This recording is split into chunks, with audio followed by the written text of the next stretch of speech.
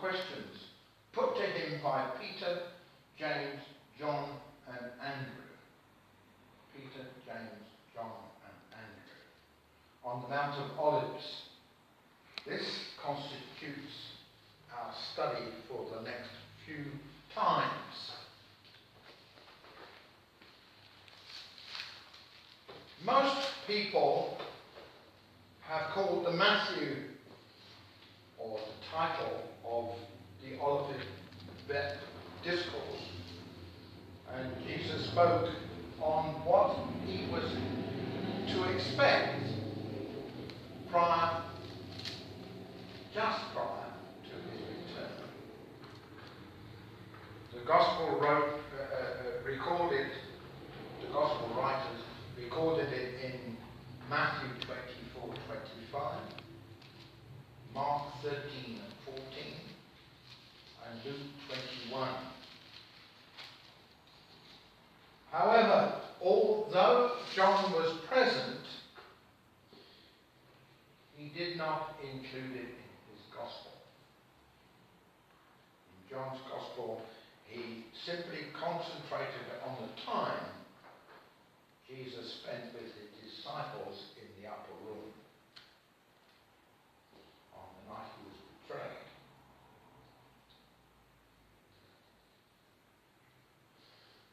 We'll rely mainly on the Matthew account, it being the most detailed, and we will add excerpts from Mark and Luke where they add to or clarify the message.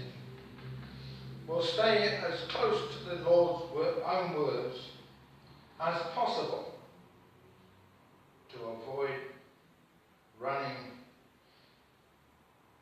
into danger, into false conclusions. At the start of Matthew 24, we are told that Jesus had left the temple area and was headed for Bethany. He and his disciples were staying at the home of Mary, Martha, and Lazarus.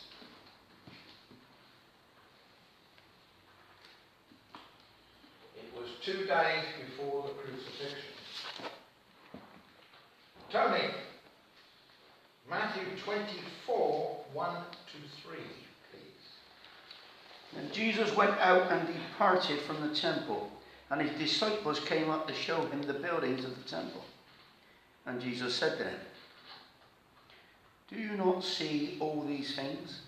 Surely, I say to you, not one stone shall be left here upon another, that shall not be thrown down." Now as he sat on the Mount of Olives, the disciples came to him privately, saying, "Tell us, when will these things be? And what will be the sign of your coming and the end of the age?" Based on his prediction that the temple would be destroyed, they had 3 questions. When will this, the temple, that is, destruction happen? What will be the sign of your second coming? And what will be the sign of the coming of the end of the age? Now, before we go on, it's imperative that we understand their mindset in asking these questions, because it is important to our understanding of the whole thing. During the 70 years in captivity in Babylon, the angel Gabriel had told Daniel that Israel would be given 490 years from the date they received authorization to rebuild Jerusalem. That is, to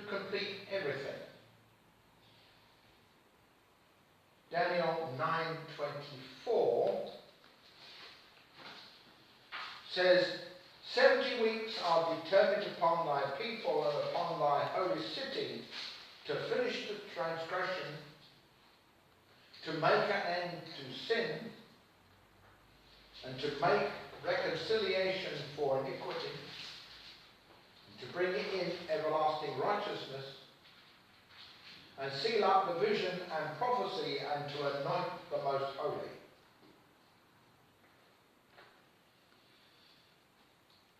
That is, at the end of 490 years, the following 6 things were to be completed.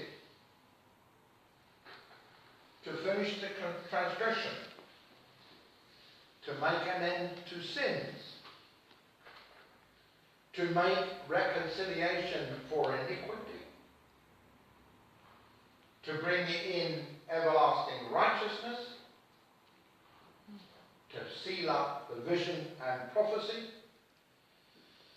and to anoint the most holy. 6 things. Oh. That's quite something, isn't it? Daniel 9:25 to 27, please, Sheila. Daniel 9:25 to 27.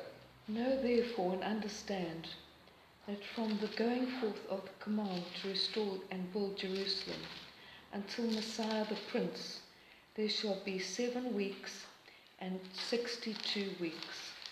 The street shall be built again, and the wall, even in troublesome times. And after 62 weeks, Messiah shall be cut off, but not for himself.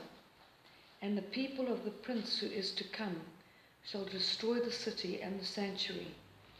And the end of it shall be with a flood. Until the end of the war, desolations are determined. Then he shall confirm a covenant with many for 1 week. But in the middle of the week, he shall bring an end to sacrifice and offering, and on the wing of the abominations shall be one who makes desolate, even until consummation, which is determined, is poured out on the desolate. When Jesus rode into Jerusalem, 483 years had passed. That prophecy.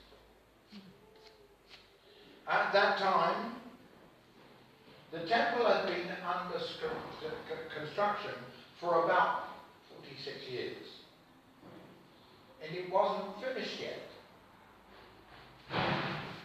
Derek, John 22:20. John 2:20. The Jews, 46 years was this temple in building, and we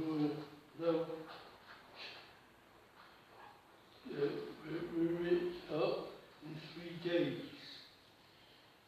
There had never been a mention of a church age or rapture, or to the disciples' knowledge, they're evangelizing the world, not just the Jews. We need to put ourselves in the place of the disciples, who were probably in a state of great distress about what Jesus said. In fact, so much so that 4 of them came to Jesus to seek clarification. True, the disciples knew that they were nearing the end of an age. And now Jesus tells them everything will be torn down. We must understand that even after the resurrection, they still didn't comprehend. This is demonstrated by the question they asked the Jews, they asked Jesus on Mount of Olives after the resurrection. Acts 1:6, please, Pat. Acts 1:6.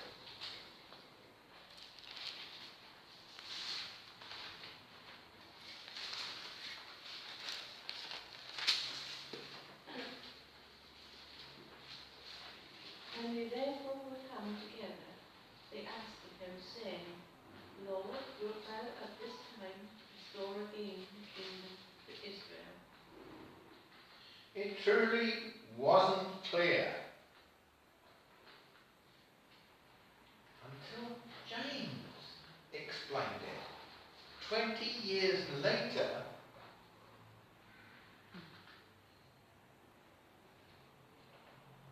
at the Council of Jerusalem.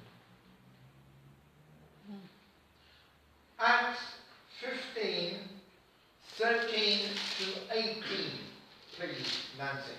Acts 15, 13 to 18. So how many years later we saw the About 20. Yeah.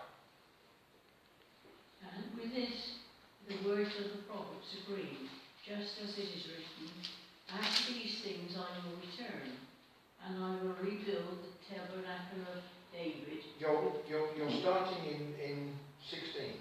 Pardon? You're starting at... Start at 16. No, 15. start at 13. Oh, 13. 13 to 18. Right. Sorry.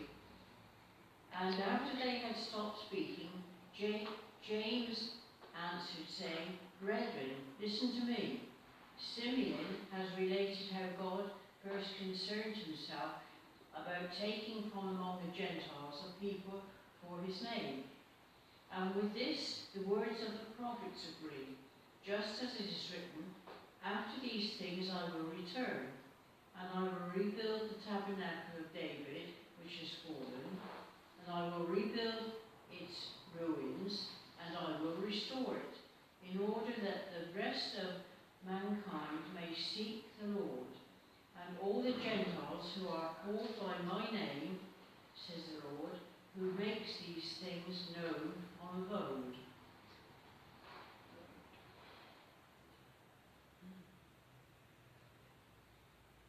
Verse 18? To where? Verse 18? All right, I've gone to 18. You want me to go down? No. Known unto God are all his works from the beginning of the world. Including Okay, Okay. says the Lord, which makes these things known from of old. Oh, fine. Yes, I did read that. James said that the Lord was going to take the people for himself, the church, from among the Gentiles. Subsequently, he would turn again to Israel. Back to our study in Matthew 24. The Lord ignored the first question and went straight to the second question. So for his answer to question 1, we'll go to Luke 21, where it is contained.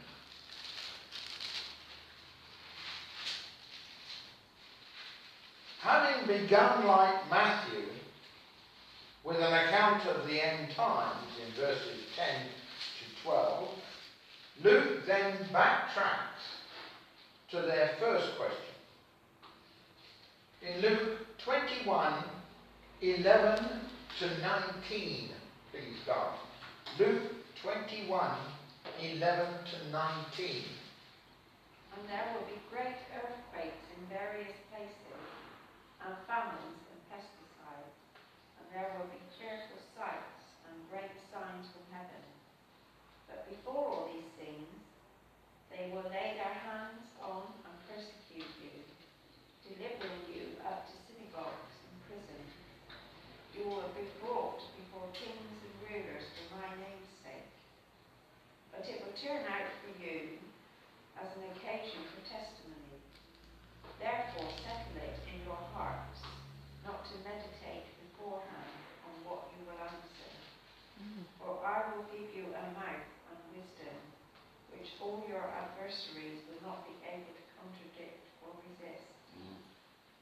will be betrayed even by parents and brothers, relatives and friends, and they will put some of you to death. And you will be hated by all my name's sake. But not a hair of your head will be lost. Be your patient, possesses your souls. By your patience, possesses your souls. Notice in Luke 21:12, but before all these things. And so we're talking about before them. Having told them what the rest of their lives would be like, the Lord finally answered their first question about the temple destruction. Luke 21:20 to 24, please, Mark. And when you shall see Jerusalem encompassed with armies, then know that the desolation thereof is near. Then let them which are in Judea flee to the mountains, and let them which are in the midst of it depart out, and let not them that are in the country enter thereinto. For these be the days of vengeance, that all things which are written may be fulfilled. But woe unto them that are with child, and to them that give suck in those days. For there shall be great distress in the land, and wrath upon this people. And they shall fall by the edge of the sword, and shall be led away captive into all nations. And Jerusalem shall be trodden down of the Gentiles, until the times of the Gentiles be fulfilled. It's interesting. I thought seriously about this. And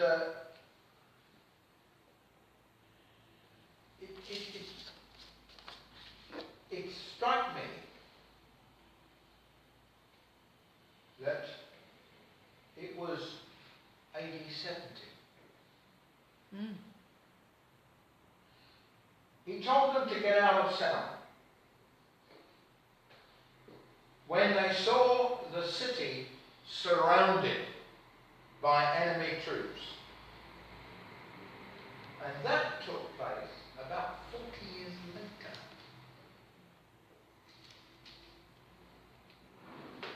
That would have been difficult advice to obey, because they were surrounded. The objective of a besieging army was to trap everyone inside. So the plight of starving women and children would have a discouraging influence on the leadership. Non-combatants were not allowed free passage through enemy lines for this reason. However, it appears Jesus knew a thing or two. Because a strange thing happened in the siege of Jerusalem. After surrounding the city, the Roman army was suddenly told to withdraw and prepare for an immediate departure to Rome. General Titus, who commanded the army, was the son of Vespasian, a man striving to become the Roman emperor. Fearing he would need help extra in consolidating his power, Vespasian ordered Titus to bring the army home to assist him. But before they could leave for Rome, another message arrived saying that all was in order and to resume the siege of Jerusalem.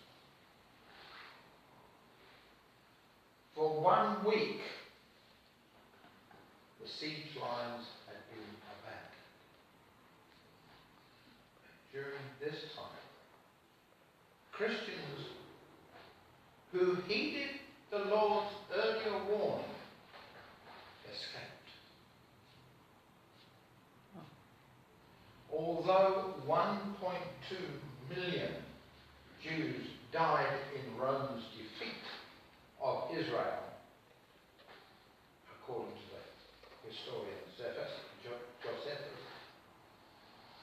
not one Christian perished in the siege of Jerusalem.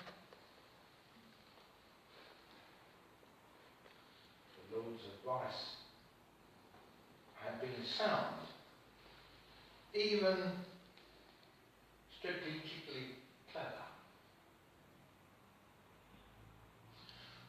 Roman soldiers were paid from valuables they confiscated in battle. And the temple was a huge prize. Titus was intent to preserve it, which would have deprived the soldiers of a tremendous bonus. He defended the temple with his sword raised against his own troops. And he watched helplessly as a flaming torch was thrown over his head into the temple, starting a fire. The ensuing blaze generated such heat that the gold plating covering the wooden plank ceiling began to melt and run down the stone walls, seeping into the cracks between the stones. When the blaze was finally extinguished, the soldiers dismantled the ruined walls to get gold. By the time they had finished, not one stone was left upon another, graphically fulfilling the Lord's prophecy to his disciples.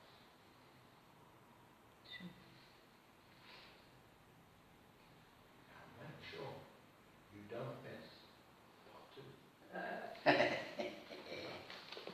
Very good, John. Okay. Well, that's what preachers do today, really, don't they? Modern preachers.